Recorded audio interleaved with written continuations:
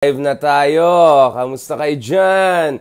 Sabi ko nga, balikan ko kayo bukas. Sinabi ko kahapon. At pag-usapan natin ngayon, ano naman mangyari if ever magkaroon tayo ng major electoral upset? Meaning, manalo si Leni against all odds, including mga survey na lumalabas which are indicating that there's a very, very clear front runner.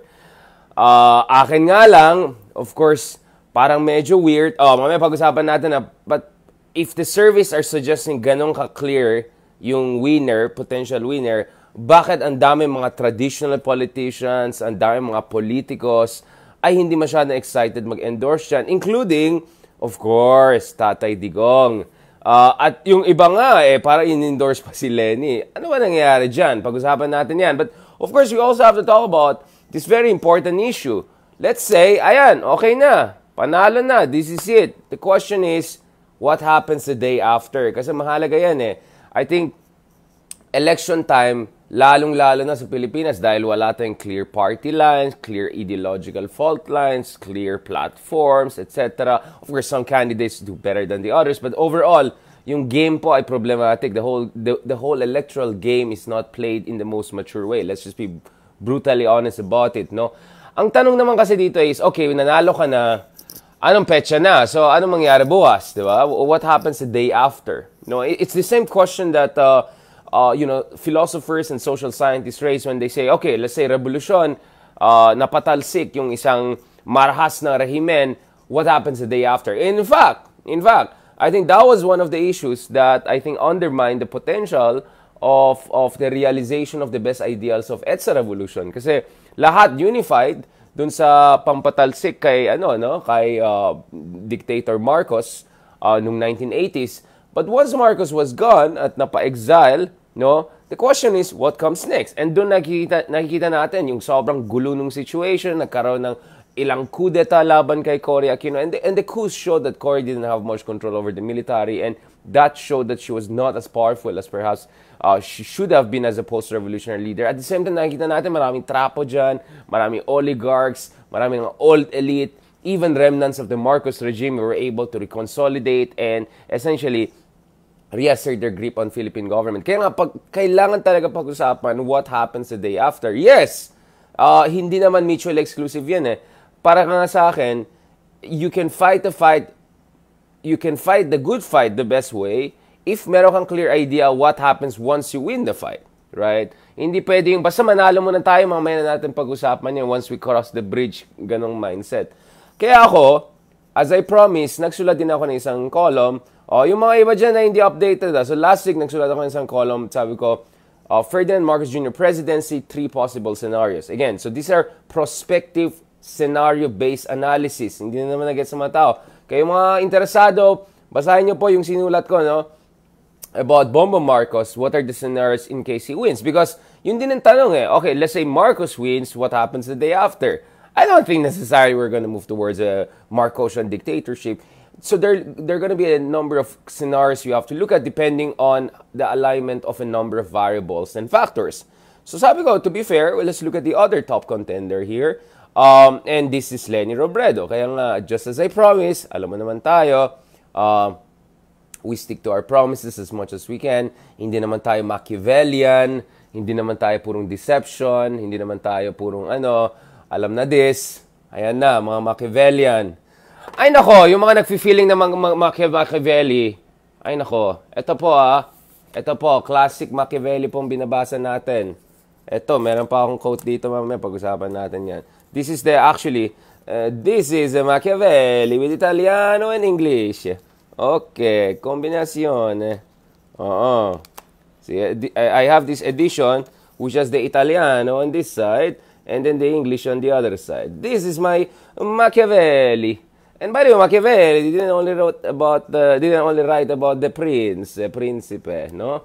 Hindi lang Principle and Deception. He also wrote about Art of War. Actually, meron siyang book na Art of War. And by the way, this one was posthumously published. May history yan. For a long time, banned po yung work ni Niccolo Machiavelli. Etong work niya, but the other works, yung Art of War, etc. Actually, there were, meron din siyang Art of War.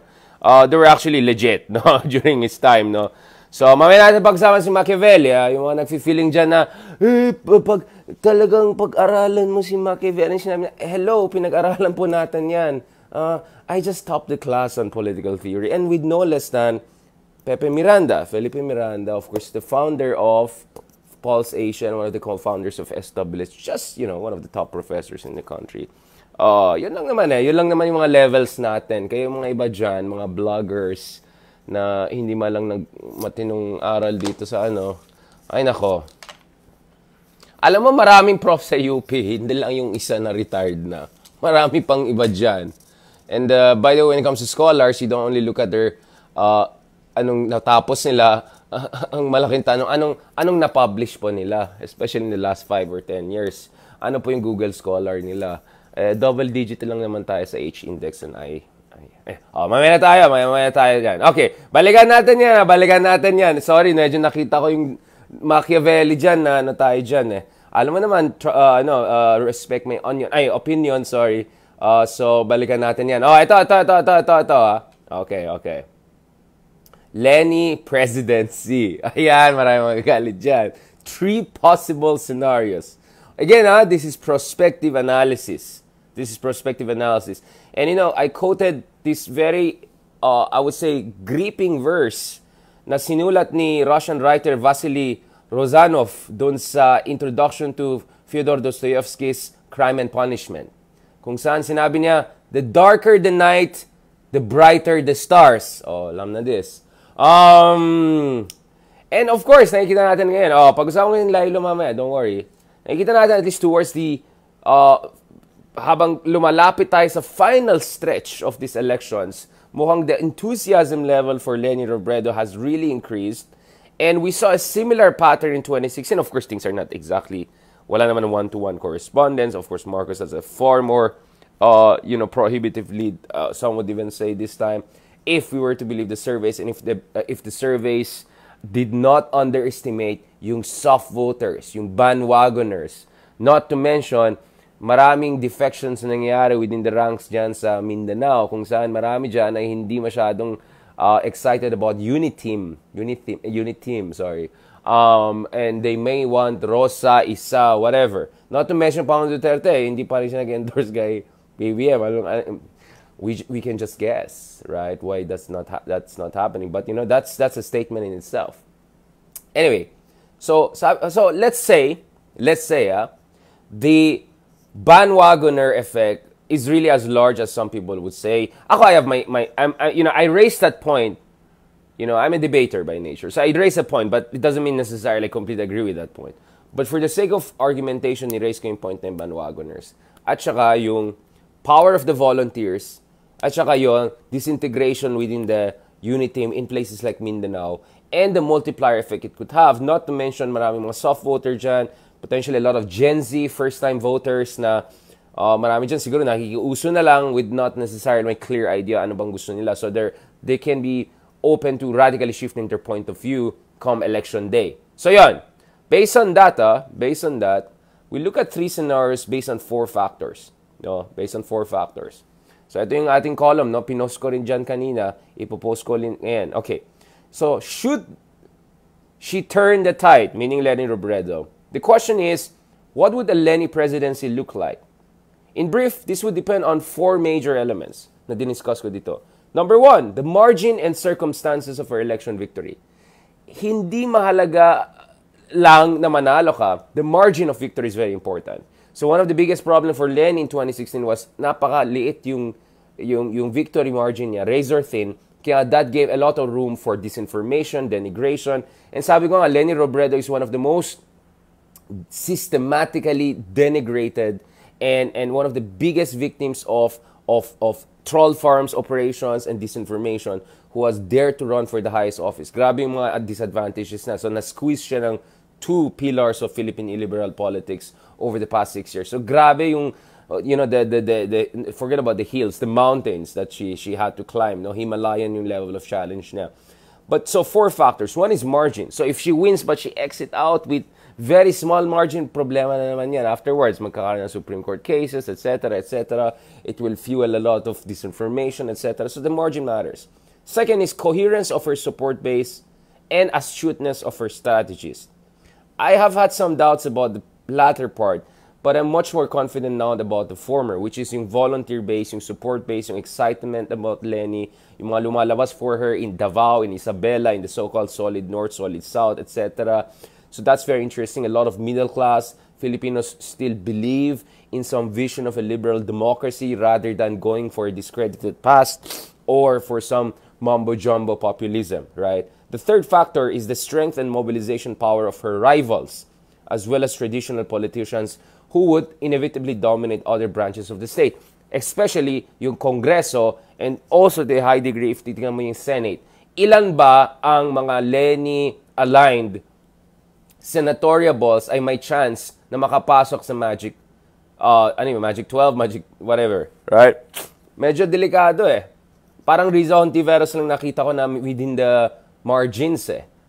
Chell medyo malayo pa. So you know, it matters kasi even if manalo si Leni, kung puro naman yung mga Congress at saka Senate, ay may problema siya mamaya. Because she has to work with these branches, and these branches can resist, can frustrate, can sabotage, etc. After all, we're supposed to have separation of powers. So just because you're the president, hindi tapos ang laban. Number 4, support/pressure from external powers. So whether flagship democracies, US, EU, etc., Australia, Japan on one hand, or China, Russia, those kinds of countries on the other, who obviously will not be very happy about, especially China, won't be very happy about the Leni presidency for understandable reason. I mean, kailangan ba i-memorize yan, di ba? Sabi nga ng iba. Now, keep those 4 factors in mind. Obviously, mathematically, ang daming permutation na pwede lumabas dyan, no? In terms of combination of high this, low this, moderate this, high that. So we can make a whole diagram of that. And probably we can talk about at least 16 kind of permutations. But let me talk about 3 scenarios. 700 words lang meron sa column ko. And of course, we also have to be as parsimonious as possible. Hindi tayo magmarites dito na walang saysay forever. Pwede tayo magsulat ng nobela dito if gusto natin. But just for the sake of heuristic, no, analysis, let me look at 3 possible scenarios. So under scenario 1, which is not totally impossible, and some would say the most probable scenario if she actually ekes out a 11th hour upset and victory, just like what she did in 2016. Ito mangyari ha. Pag-isipan niya na, mananalo siya, pero the margin is not that big. So remember, Bongbong could be 40, 50, and Leni could be 20, 30. So maraming catch-up ang kailangan mangyari dito. And I don't think Bongbong will go down to 20. I think to 30, 35, 40. I think yun yung magiging margin. So if ever Leni push this up, it's gonna be still a close fight, no? Even if manalo siya. Let's call this a minimalist scenario whereby Leni pulls off a huge upset in the sense that she was an underdog through and through, but still she wins. But her margin still is razor thin katulad ng 2016, no? And the losing party decides to question the whole thing. I mean, they're already trying to, kalahin mo, admin candidate ka nga, tapos sasabihin mo, natatakot ka, madayaan kayo. Ibang klase talaga to. So, imaginein mo, diba? At ito pa yung isa pang problema. Kung hindi mananalo sila Chell, hindi mananalo yung mga ibang progressive candidates sa Senate and Kongreso, mas malabo pa yan, then Leni is gonna face a very unfriendly legislature packed with illiberal figures. Alam niyo na sino mga yan.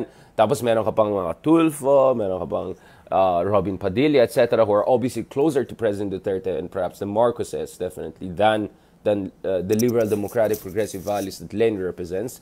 And traditional politicians. No? And of course, anong interest nila? Ang interest nila is not to allow Leni to pass for really progressive, transformational, good governance initiatives. So in this scenario, I won't even rule out the possibility that should Leni show weakness, vulnerability, or should she go for a big fight with the legislature, but from a very big point of disadvantage, she could face impeachment, or as 2 former female presidents of the Philippines experience, multiple coup attempts. Tingnan nyo, yung mga coup attempts na nangyari sa ating politika, ang dami nangyari dyan. Vast majority, 90% nangyari dyan, at least 90%, no, depending on how you count coup attempts, under Cory and under Arroyo. Is this misogyny? Is this what? I don't know. But the point is, Leni would be in a very tough situation. So she might win. She'll win. That's great for her supporters. But ang tanong dito, what happens the next day? Kamusta yung legislature? Kamusta yung civil-military relations? Kamusta yung kapasidad niya for building legislative, executive synchronicity and yung coordinated approach to dealing with the primary challenges the country faces. So yun ang isang scenario na it's not very improbable if ever Leni pulls off, some would say, potentially improbable victory. But nonetheless, as we said, still things can happen in the next month or so. But there's a second scenario. In this scenario, Leni wins, but with more statistically significant margins. So we're not looking at just 200,000 votes. We're not just looking at 600,000 votes. We're probably looking at 1 million or 2 million votes, right?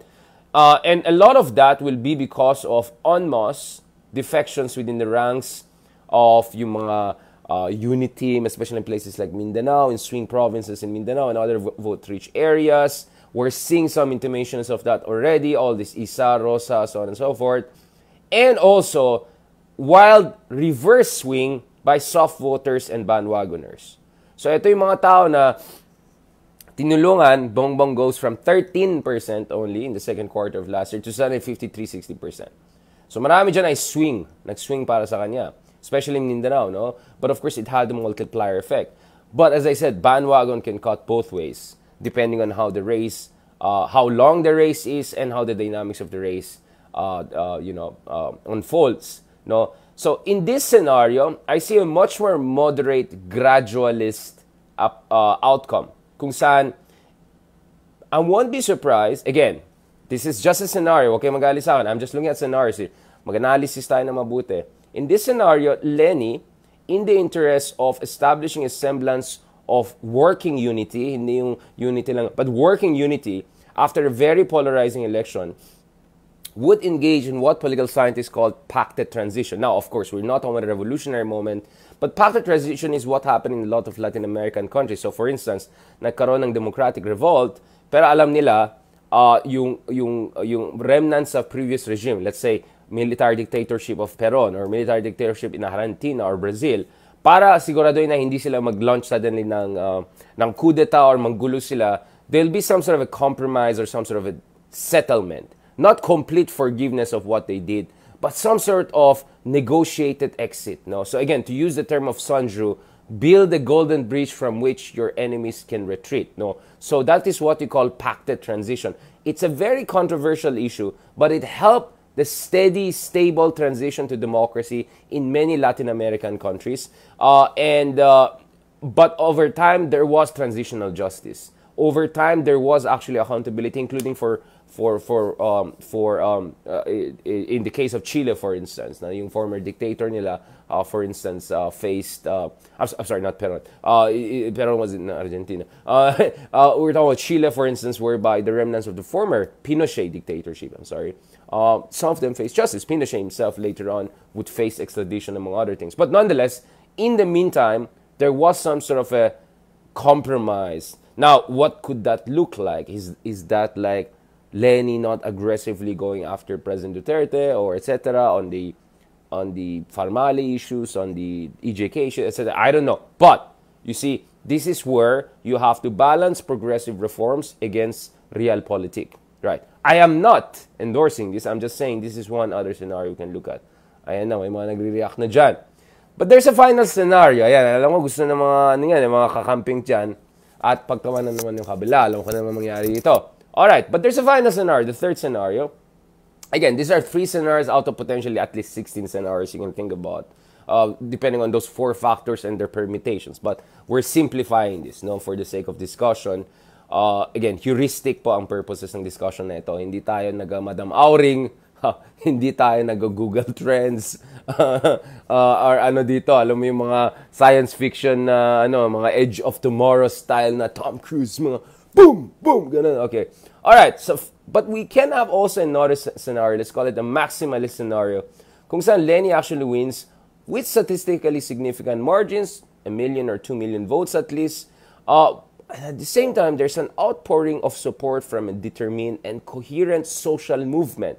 As in movement, hindi lang yung mga nakipunta lang yung mga tao dyan kasi may concert kayo dyan sa mga grand rallies nyo. Like, naniwala talaga sila doon sa sa inyong plataforma, sa inyong gobyerno, at naniniwala sila na kailangan nyo ng talagang todong-todong suporta para makamit nyo yung inyong mga objectives bilang isang progressive administration. So in this case, you have actually a movement behind Leni Robredo. People are willing to show up, warm bodies on the street if ever contentious issues come up, if ever she's facing coup threats, if ever she's facing sabotage by illiberal forces, by trapos, etc. And also, in this scenario, she also gets maximum support from flagship democracies, from Biden administration, from Boris Johnson, maybe not, from European Union, from Japan, etc., which makes sure that if ever there's a nefarious attempt by other powers, that could be cancelled out. And Leni gets a maximum amount of development aid support, international recognition support, etc. So in this scenario, I think even if she were to face a hostile environment vis-a-vis traditional politicians and embittered remnants of the unshorn regime, alam nyo na, lamanos, the Leni administration could still press ahead with contentious yet transformational reforms in order to make the Philippines a true democracy. Because let's be clear, the Philippines was never a true, mature democracy. We always seesawed and we were always swinging between either a shameless autocracy and dictatorship, or trying hard dictatorship, or autocracy, or failed autocracy on one hand, and then more or less liberal oligarchies, like few big families and names essentially running the country, but not kasing marahas ng mga diktador or yung mga strongman populist. So in short, we may have finally a chance to actually move towards a progressive Philippines. And that struggle doesn't end at the ballot box. So the whole point of this, let's say, heuristic exercise is to tell you that ang labanan dito ay hindi lang sa eleksyon. Na porkit nanalo yung candidate, makakalain mo tapos ng laban. It's actually what you do the day after, the months after, and the years after, and to make sure na ma-institutionalize yung mga good reforms.